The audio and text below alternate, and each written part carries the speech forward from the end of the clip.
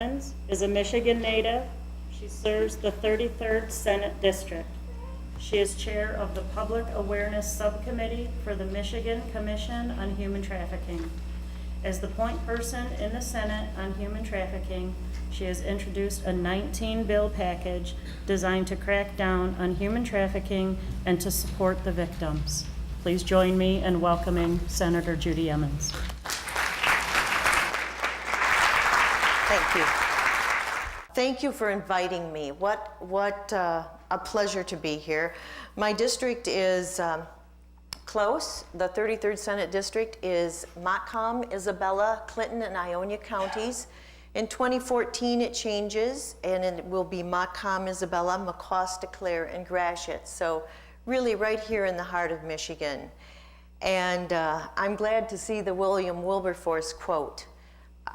Interestingly enough, when I served in the House, and I do believe it was Senator John Molinar that brought this film to our attention, but we talked about William Wilberforce, and his entire career in the legislature was to combat slavery.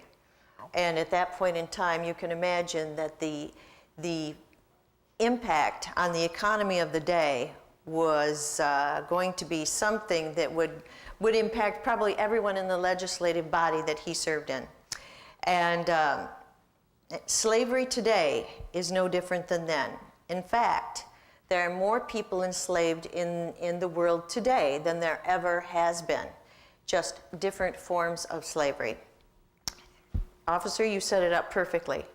And your incidents right here in this area could be replicated across the entire state.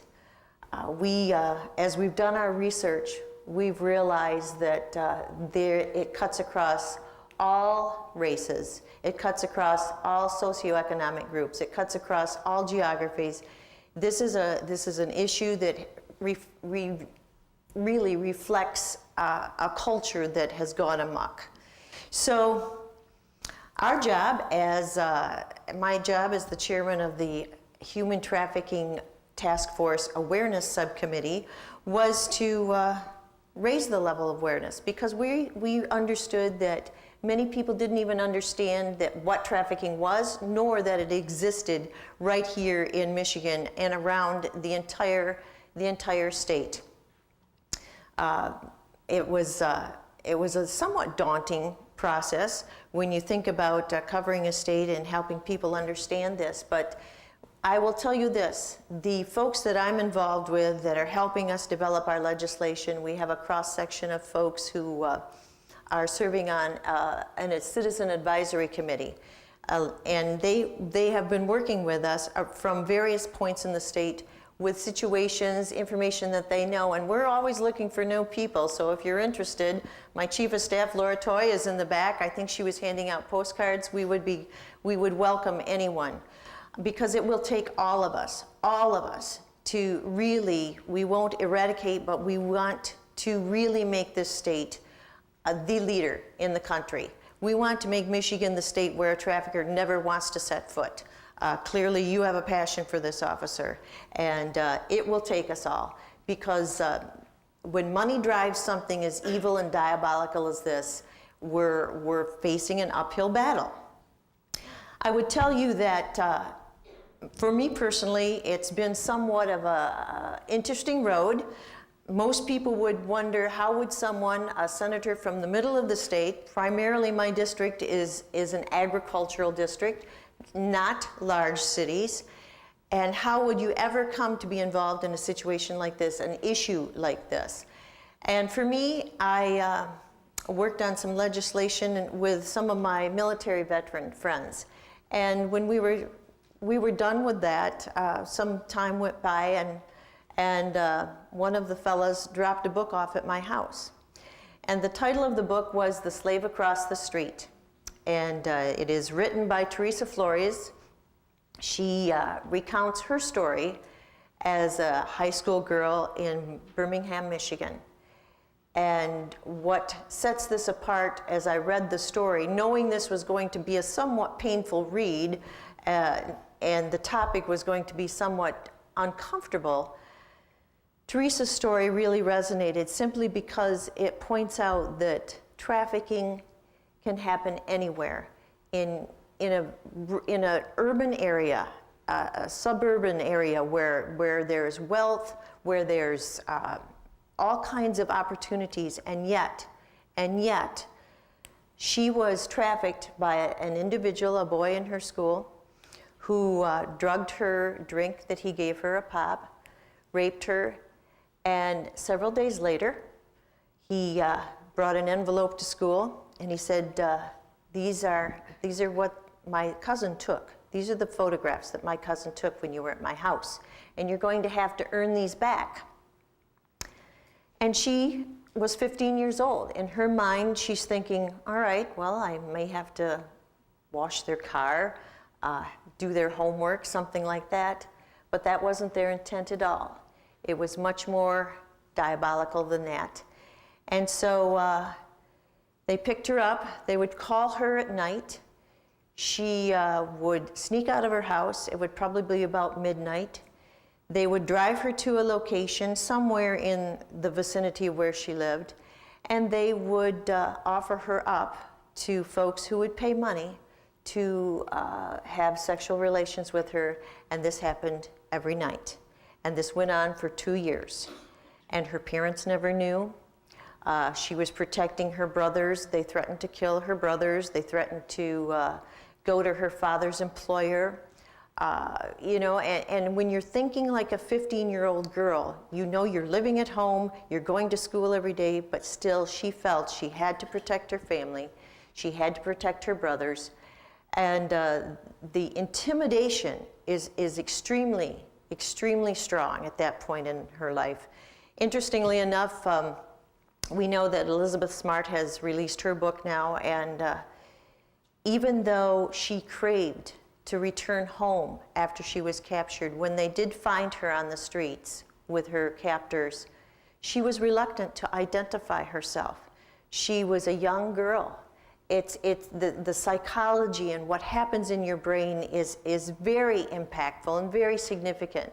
And that is why we understand that for the folks that we've been working with, and quite frankly, we have tried to go right to the ground level. We've tried to get to the folks who are survivors, who have come out on the other side and are doing well. And they explain to us what is needed. And they have explained that when someone comes out of a trafficking situation, it's not the same as coming out of a domestic assault, domestic abuse situation. It's a different process for recovery. And it will require 18 months to 2 years of treatment, and that's emotional treatment, physical treatment, every aspect, as well as educational issues that need to be addressed.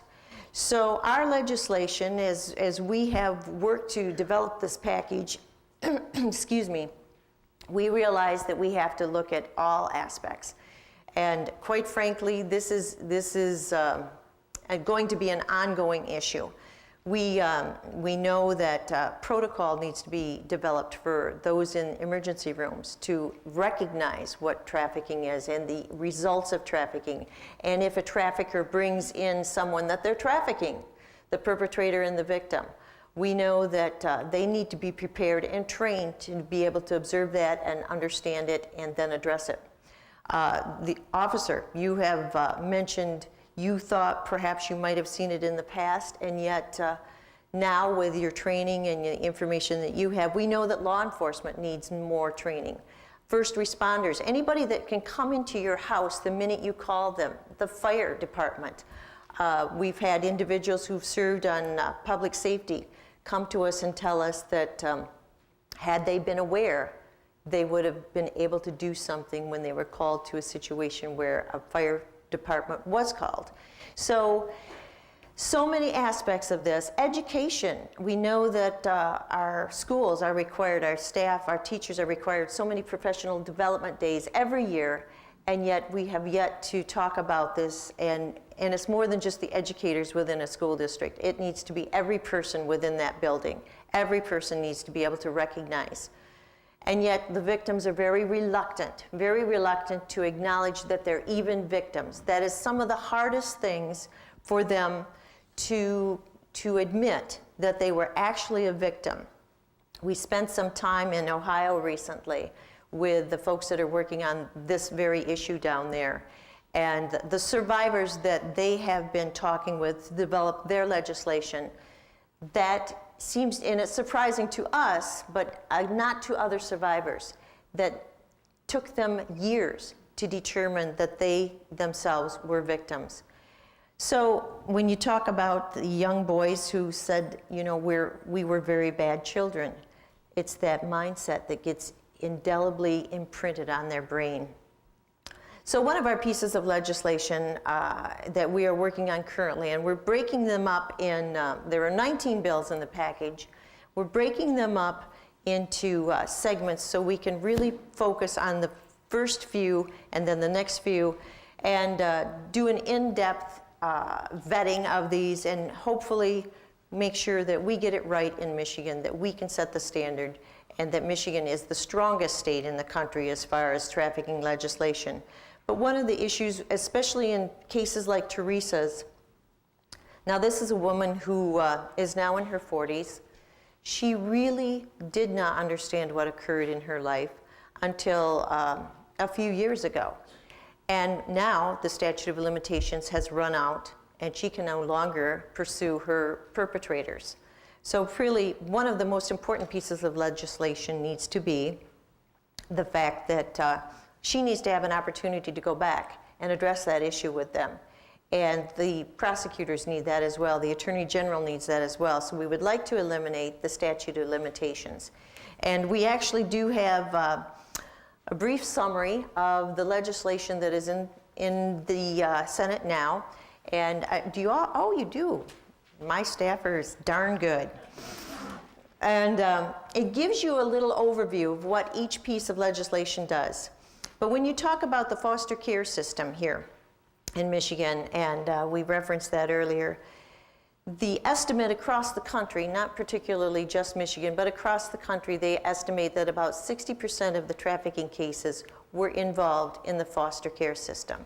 And we've had situations in rural Michigan where individuals, young people, were in the foster care homes and they were being trafficked out of those homes. So we know we need to do a little better job with that. That is another piece of legislation that our DHS needs to have the tools to recognize that, and recognize that children who are also in foster care have different needs if they have been trafficked and been placed in foster care. There needs to be additional training for those parents, those foster parents who are involved in that.